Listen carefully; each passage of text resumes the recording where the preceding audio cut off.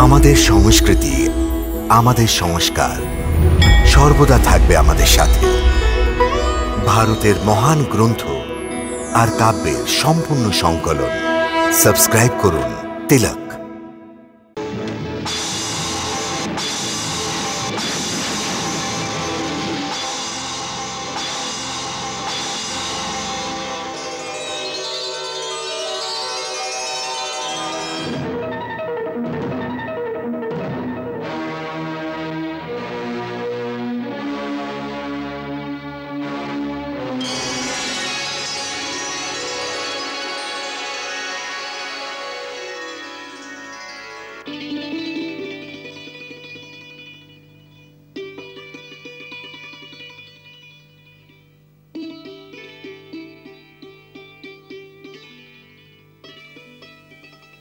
হে প্রভু, হে দীনদয়াল, আপনাকে কোটি কোটি প্রণাম।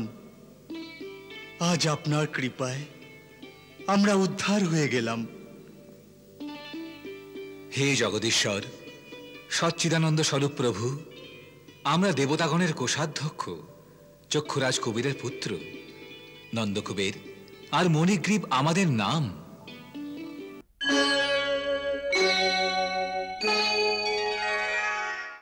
আমরা দুজন একদিন আকণ্ঠ মদ্যপান করে আপন শ্রেষ্ঠত্বের মদে মত্ত হয়ে কয়েকজন অপ্সরার সাথে মন্দাকিনীতে জলক্রীড়া করছিলাম।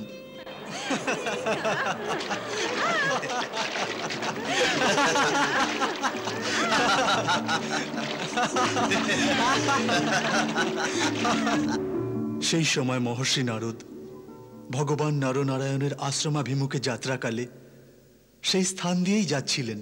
নারায়ণ নারায়ণ শ্রীমন্নারায়ণ নারায়ণ নারায়ণ নারায়ণ নারায়ণ শ্রীমন্নারায়ণ না।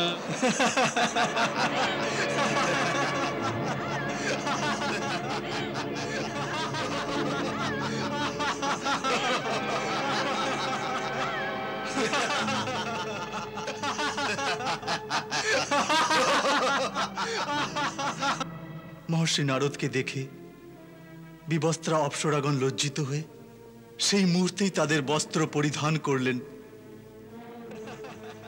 কিন্তু আমরা দুজন আমাদের পিতার শ্রেষ্ঠত্ব আর সম্পদের নেশায় এইরূপ অন্ধ হয়ে গিয়েছিলাম যে মহর্ষি নারদকে তাচ্ছিল্য করে আমরা সেই নগ্নাবস্থাতেই রইলাম।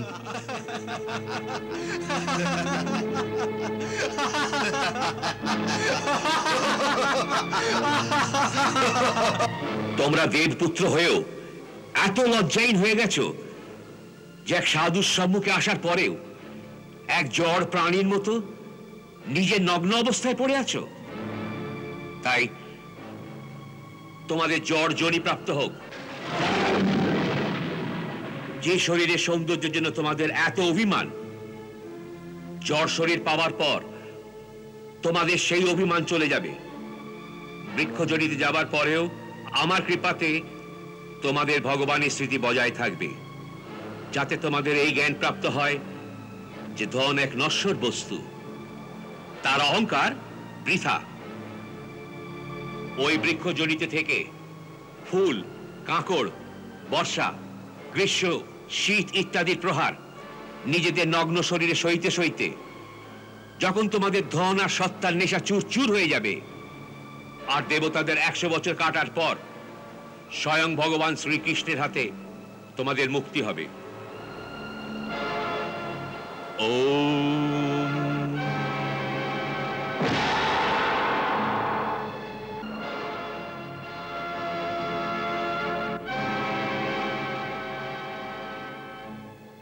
মহর্ষি নারদের সেই সাপ রূপে বরদান আজ পূর্ণ হল।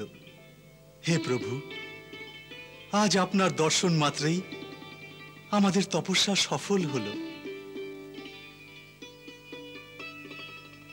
হে কুবের পুত্রদ্বয়, এবার তোমরা আমার শরণ নিয়ে নিজ লোকে ফিরে যাও। আমায় অনাদি ভক্তি অর্পণ করে তোমরা সংসার চক্র থেকে মুক্তি পেয়েছো।